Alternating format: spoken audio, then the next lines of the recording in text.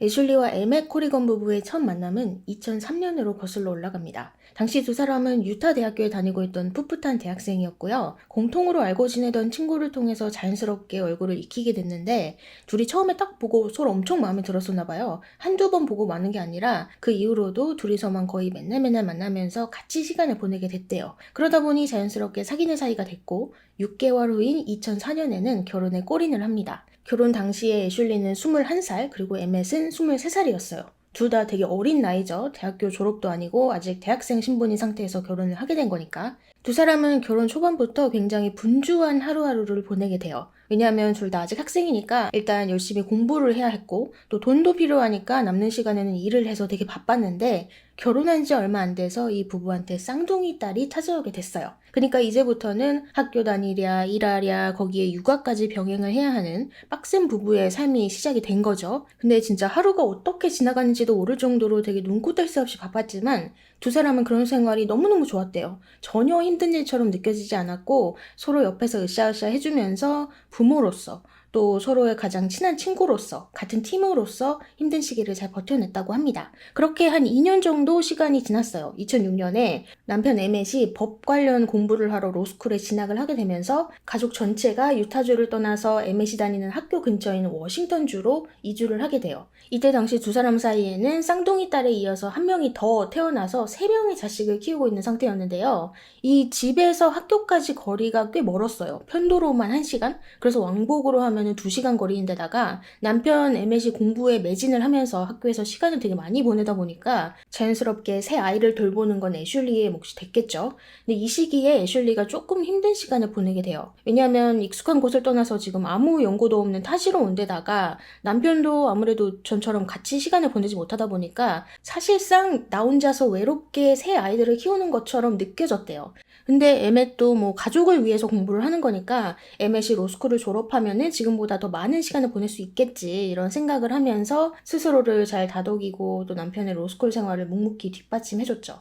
그렇게 로스쿨을 졸업한 에멧에게 드디어 기회가 찾아옵니다. 바로 아이다호주의 주도인 보이시에 있는 한 법률사무소에서 같이 일해보자 이런 오퍼를 받게 된 건데요. 에멧이 또 아이다호 출신이었어요. 내가 나고 자란 고향에서 변호사로 일할 수 있는 이런 좋은 기회를 또 놓칠 수가 없었겠죠. 그래서 에멧과 애슐리 그리고 새 아이들은 아이다호주로 또다시 이사를 하게 돼요. 그러면서 한 2년 동안 에멧은 여러 로펌에서 근무하면서 차근차근 경력을 쌓고요. 최종 목표는 나만의 법률사무소를 차리는 것이었기 때문에 일을 하면서 동시에 변호사 시험에도 도전을 하게 되고 두 사람 사이에서는 4번째 아이도 태어나게 됩니다. 그리고 2010년 10월 30살의 에멧은 마침내 변호사 시험에 당당히 합격을 하게 되고요. 얼마 지나지 않아서 자기 법률사무소를 오픈한 이후부터는 엄청 바빠지기 시작하는데요. 근데 이 무렵부터 아내 애슐리가 에멧이 뭔가가 좀 이상하다라는 걸 처음으로 느끼게 돼요. 자기가 7년 동안 알아왔던 에멧이 어딘가 모르게 좀 달라진 느낌?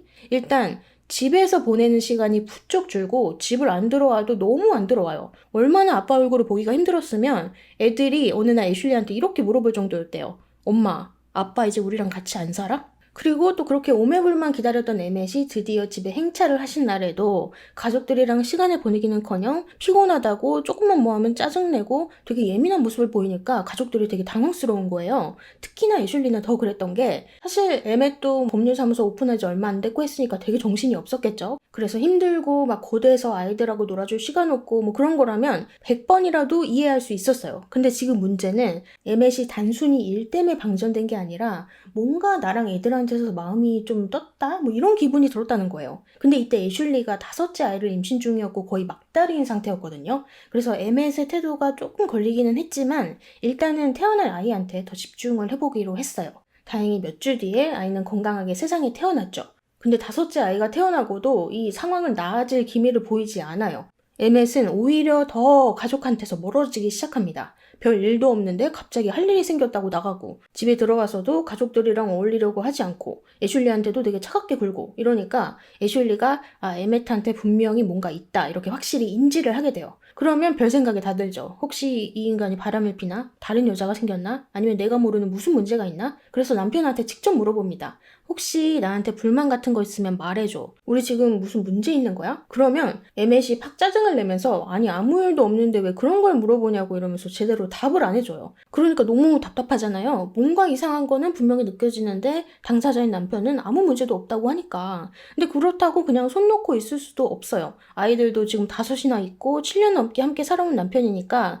그래서 어떻게 하면은 이 상황을 해결할 수 있을까 답을 찾기 위해서 애슐리가 혼자서 부부 카운셀링을 받으러 다녀요. 이 무너져가는 결혼 생활을 어떻게든 살리기 위해서. 그러던 2011년 3월 11일 이날 밤에 애슐리가 아이들을 다 재워놓고 에멧한테 진지한 얘기를 꺼냅니다. 우리 같이 부부 상담을 좀 받아보자. 근데 에멧이 또 짜증을 내면서 오히려 애슐리 탓을 하더래요. 당신은 제정신이 아니야 막 이러면서. 근데 애슐리가 당신 그거 아냐고. 나는 당신을 정말 사랑한다고. 당신이 뭘 숨기고 있든 나는 다 이해해 줄 거니까 그냥 지금 무슨 일이 일어나고 있는 건지만 말해주면 안 되겠냐고 진짜 간절하게 묻는데 에멧이 말을 할 것 같으면서도 끝내 아무 말도 안 해요. 그리고 여기서 더 열불이 나는 거는 지금 둘이 진대를 하고 있는 중이잖아요. 부부간의 진지한 대화를. 근데 이렇게 심각한 얘기를 하고 있는 상태에서 얘기를 하다 말고 에멧이 갑자기 집을 나가버려요. 자기 월그린이라고 드럭스토어에 가서 약을 좀 받아와야 된다고.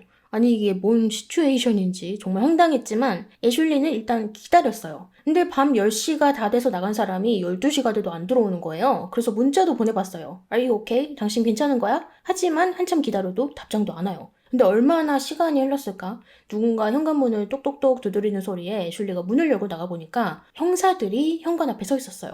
그리고 애슐리한테 사진 한 장을 보여주면서 하는 말이 이 사람들을 아시냐고. 그래서 애슐리가 딱 봤더니 남자 1명, 여자 1명 사진이었는데 둘 다 아는 사람이었어요. 남자는 자기 남편 에멧, 그리고 여자는 에멧 법률사무소에서 사무보조원으로 일하고 있던 캔디 홀이라는 여자였거든요. 그래서 아는 사람들이다 이렇게 대답을 하니까 형사들이 어떤 말을 하느냐. 남편 에멧 씨가 지금 머리와 심장에 총을 맞아서 사망을 했다. 사실 에멧에게는 다른 여자가 있었고 그 여자는 이 사진 속의 주인공인 캔디였다. 그런데 방금 캔디의 남편이 이 둘이서 같이 있는 걸 발견하고 갖고 있던 총으로 에멧을 쏴버렸다. 이러는 거예요. 여러분이 애슐리였다면 이 말을 듣고 어땠을 것 같으세요? 지금 남편이 나 몰래 자기 회사 직원이랑 바람을 피운 것 자체도 충격인데 그 남편이 죽어버렸대요. 그것도 그 바람을 핀 상대 배우자의 총에 맞아서.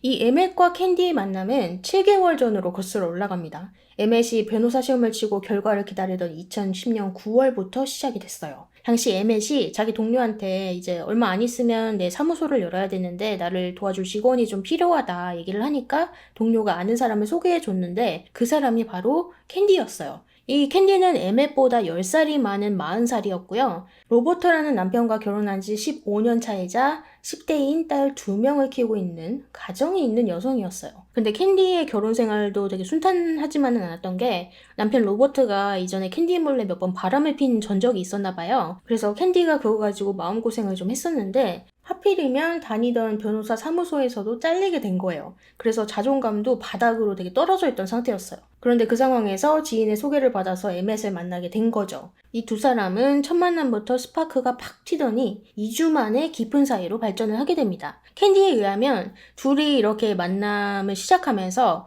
이거 봐라. 이렇게 젊고 매력적인 남자가 나를 원한다. 나 아직 죽지 않았다. 이러면서 약간 내가 아직 매력 있는 사람이라는 거를 확인받는 느낌이었대요. 그래서 자존감도 훨씬 올라갔고요. 뭐 그때 당시에는 본인도 남편 때문에 상처를 많이 받아서 이게 잘못된 건지는 알지만 나 자신의 행복만 생각하고 싶었다. 뭐 이렇게 말을 하는데 아니 그럼 싱글남을 만나던가 애슐리는 무슨 죄예요 도대체. 아무튼 변호사 시험에 합격한 에멧은 법률사무소를 열게 됐고 캔디를 정식으로 고용을 하면서 두 사람은 오피스에서 하루 종일 붙어먹게 됐고요. 둘이 그렇고 그런 관계라는 걸 숨길 생각도 안 했대요. 같이 일하는 직원들이 보는 앞에서도 거리낌 없이 애정 행각을 했다고 하네요. 지금 에멧은 아내 애슐리가 5째로 임신 중인 상태였는데 말이죠.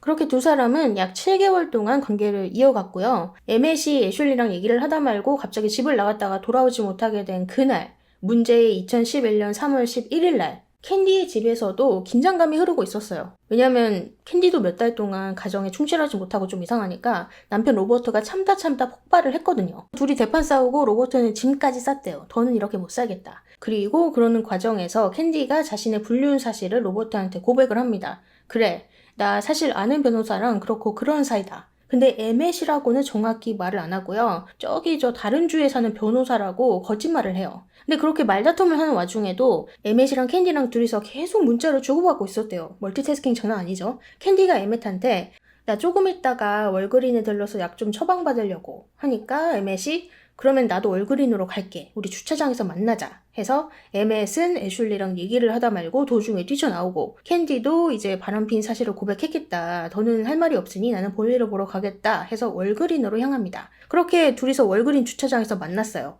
캔디는 자기 차를 주차장에다 세워놓고 에멧 차에 올라탄 다음 둘이 어디 인적이 드문 주택가로 가서 차 안에서 몸의 대화를 아주 신명나게 나눴다고 하고요. 그런 의식을 끝내고 나서 둘이 한참 얘기를 하고 있는데 정말 공교롭게도 캔디 딸이 여기 월그린 근처를 지나가다가 엄마 차가 주차장에 세워져 있는 걸 발견한 거예요. 그래서 엄마가 이 시간에 여기 왜 있지? 하면서 캔디한테 전화를 했는데 캔디가 안 받은 건지 못 받은 건지 아무튼 연락이 안 됐어요. 그러니까 딸이 아빠 로버트한테 전화를 합니다. 엄마 차가 지금 이 시간에 월그린 주차장에 세워져 있다. 그걸 듣고 로버트가 자기 차를 이끌고 바로 월그린으로 향해요. 총 한 자루도 챙겨서 말이죠. 원래 로버트가 항상 총을 가지고 다녔는지 아니면 이 상황이 열이 받아서 홧김에 챙겼는지는 모르겠지만 아무튼 로버트가 주차장에 도착해 보니까 픽업 트럭 한 대가 주차장에 세워져 있었는데 그 안에서 꼭 붙어있는 에멧과 캔디의 모습을 로버트가 직접 목격하게 됐고요. 그렇게 세 사람은 차에서 내려서 3자 대면을 하게 됩니다. 그리고 얼마 지나지 않아서 세 발의 총성이 울렸고 경찰서로 신고전화 한 통이 바로 걸려와요. 신고자는 캔디였고요. 현장에 도착한 경찰은 바닥에 쓰러져 있는 두 남자를 발견해요. 한 명은 에멧 그리고 다른 한 명은 로버트였죠. 에멧은 가슴과 머리에 총 2발의 총상을 입고 현장에서 이미 사망해 있었고 로버트는 총알이 머리를 스쳐 지나가서 피를 막 흘리고 있었던 상태였기 때문에 바로 병원으로 이송이 됐어요. 그리고 병원에서 지금 로버트가 상태가 너무 안 좋으니까 정신을 완전히 잃기 전에 경찰이 당시 상황에 대해서 질문을 해요. 로버트는 현장에서 발견된 총은 나의 총이며 에멧과 내가 말다툼을 벌이던 도중 총이 나도 모르게 내 주머니에서 떨어졌다. 그 총을 두고 에멧과 나는 몸싸움을 벌였고 그 과정에서 에멧이 나를 쐈다. 근데 내가 에멧을 쐈는지는 정확히 모르겠다라는 취지로 얘기를 해요. 그래서 경찰관이 그럼 에멧이 어떻게 총에 맞은 거냐라고 물어보니까 로버트가 처음에는 내가 이렇게 말을 하다가 말을 잇지를 못해요. 그래서 경찰이 다시 한번 묻죠. 누가 에멧을 쐈느냐? 그러자 로버트는 모른다라고 대답을 해요. 그리고 치료에 들어가는데요. 이 머리 부상 때문에 뇌상성 뇌손상 그리고 기억상실을 진단받아서 치료 이후 잠에서 깨어난 이후부터는 사건이 정확히 어떻게 벌어진 건지 당시 상황이 자세히 기억이 안 난다라고 로버트가 주장을 하게 됩니다. 한편 이 사건의 최초 신고자이자 현장에 있었던 목격자인 캔디 역시 경찰서에서 조사를 받는데요. 캔디는 당시 상황 이렇게 설명했어요. 우리 3명은 월그린 주차장에서 마주쳤다. 에멧과 로버트는 말싸움을 벌이기 시작했고 나는 중간에서 두 사람을 말렸다. 그리고 이들 사이를 빠져나와서 내 차 쪽으로 걸어가는데 그 뒤로 총성이 들렸다. 탕탕 쉬고 탕 하는 소리가. 이 총소리 순서를 잘 기억해 두세요. 탕탕 쉬고 탕. 그리고 이 3발의 총성 뒤에 바로 내가 뒤를 돌아보니까 에멧은 바닥에 그리고 로버트는 피를 흘리고 있었고 로버트의 손에는 총이 들려있더라. 그래서 현장에 있긴 했지만 총격이 벌어지는 그 순간을 직접 보지는 못했다는 게 캔디의 주장이었어요. 그리고 경찰이 캔디한테 그러면 에멧이랑 어떤 관계입니까? 이렇게 묻자 캔디는 우리는 그저 직장 동료이자 친구일 뿐이다. 그 대답을 듣자마자 경찰이 바로 다음 질문으로 들어가죠. 에멧이랑 로맨틱한 관계였던 적이 있냐? 혹은 섹슈얼한 관계였던 적이 있냐? 근데 이 질문들에 모두 아니요 라고 대답을 하면서 캔디는 에멧과의 그렇고 그런 관계를 완전히 부인합니다. 결국 경찰과 검찰은 로버트가 에멧을 총으로 쏴서 사망하게 했다 이렇게 판단을 했고요. 로버트는 2급 살인 혐의로 기소가 돼서 이 사건이 벌어진 지 약 1년 7개월 만인 2012년 10월에 재판이 열리는데요. 이 재판의 쟁점은 로버트가 에멧을 왜 쏜 것일까? 무엇 때문에 쏜 것일까? 였는데 문제는 로버트가 머리를 다쳐서 본인도 정확히 무슨 일이 일어났는지 기억하지 못한다는 거예요. 본인이 에멧한테 총을 쐈는지 안 쐈는지 아리까리하고 유일하게 기억나는 거는 자신과 에멧 사이에 몸싸움이 있었고 그 과정에서 자기가 총에 맞았다. 이 정도였어서 로버트의 변호인 측은 뭐라고 주장을 했냐? 이거는 정당방위다. 지금 에멧뿐만 아니라 로버트도 머리에 총상을 입은 걸 보면은 에멧이 로버트한테 총격을 가한 것으로 볼 수가 있다. 따라서 만약에 로버트가 에멧을 썼다면 그건 자신을 방어하기 위해서 그런 걸 거다. 그러니까 로버트가 계획적으로 에멧을 없앤 게 아니라는 거죠.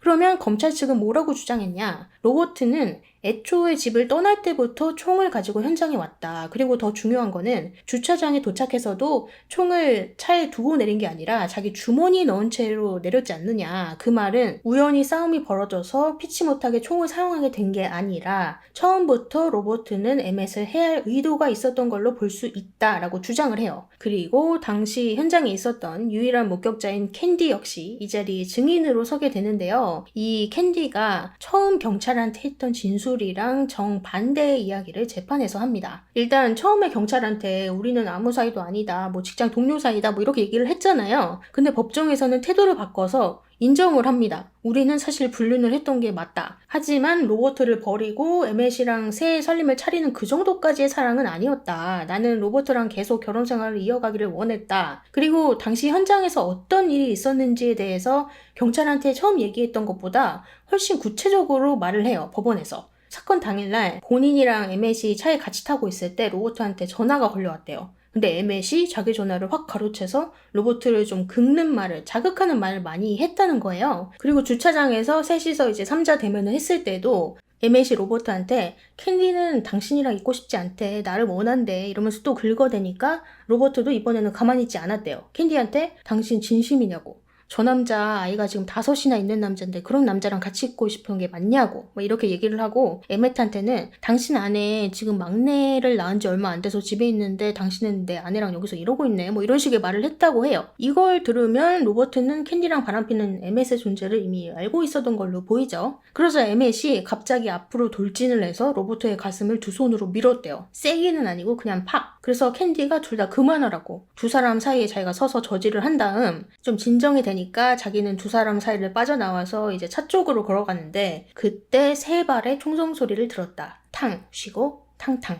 이 총성 소리 역시 초기 경찰 진술이랑 달라진 부분인데요. 초기 진술에서는 탕탕 쉬고 탕이었는데 법정에서는 탕 쉬고 탕탕이라고 캔디가 주장을 했단 말이죠. 아니 근데 이 총소리 순서가 그렇게 중요해? 라고 생각하실 수도 있지만 이게 첫 번째 총알을 누가 먼저 쐈느냐에 따라서 로버트 측의 정당방위 주장이 받아들여질 수도 있고 안 받아들여질 수도 있는 간접 단서 중에 하나가 되거든요. 일단 확인된 사실은 에멧이 가슴과 머리에 총 2발, 그리고 로버트는 1발을 비껴 맞았다는 거예요. 캔디의 초기 진술대로 탕탕 쉬고 탕이었다면 우리가 단순하게 생각해보면은 중간에 텀이 있다는 거는 첫 2발이 아주 빠르게 이어졌다는 거잖아요. 그러면 같은 사람한테 연달아서 발사됐을 가능성이 크죠. 그리고 마지막 1발은 다른 사람한테 향했을 수도 있고요. 만약에 첫 2발이 에멧한테 날아갔고 마지막 1발이 로버트한테 날아갔다면 총격의 시작은 로버트였을 가능성이 크고, 그러면 로버트 측에서 주장하는 에멧이 먼저 총을 쏴서 나도 쐈다 이런 주장이 말이 안 되겠죠. 그럼 이번에는 캔디가 재판에서 주장한 탕 쉬고 탕탕의 케이스는 어떨까요? 첫 번째 총격 이후에 잠시 시간이 있었고 그 다음 2발이 빠르게 이어졌다고 봐도 되니까 이 경우에는 또 다른 그림을 생각해 볼 수 있죠. 로버트가 먼저 총을 맞은 뒤 에멧을 2번 쐈을 가능성. 그러면 로버트 측에서는 정당방위라는 시나리오를 강하게 주장할 여지가 생기죠. 물론 이 총성의 순서 하나만 가지고 누가 먼저 총을 쐈다고 확정할 수 있는 건 아니에요. 탕 다음에 탕탕이라고 해서 무조건 첫 발은 로버트가 맞고 뭐 뒤에 2발은 에멧이 맞았다 뭐 이렇게 단순하게 볼 수도 없는 노릇이고, 또 캔디도 상황을 직접 목격한 게 아니잖아요. 하지만 적어도 정당방위라는 시나리오를 뒷받침할 수 있는 하나의 정황은 될 수 있다는 거예요. 근데 여기서 문제는 캔디가 처음 경찰한테 했던 진술이랑 여기 재판에서 증언한 이야기가 너무 다르니까 이 재판 담당 판사님마저도 내가 31년 동안 판사 생활을 하면서 이 정도로 신빙성이 철저하게 무너진 증인은 처음 본다 이렇게 말했을 정도로 캔디의 증언이 신빙성을 좀 잃게 됩니다. 그래서 검찰 측에서 여러 가지 증거들을 제출을 했어요. 현장 수사관들이 탄피가 어디서 발견됐는지 또 총알이 어떤 방향으로 날아갔는지 등등 이런 것들을 정밀하게 분석을 한 결과지. 총의 방아쇠 부분에서 로버트의 DNA 역시 발견이 돼서 검찰 쪽에서 그 자료를 증거로 제출을 했어요. 그러면 배심원들의 결론은 어떻게 나왔냐?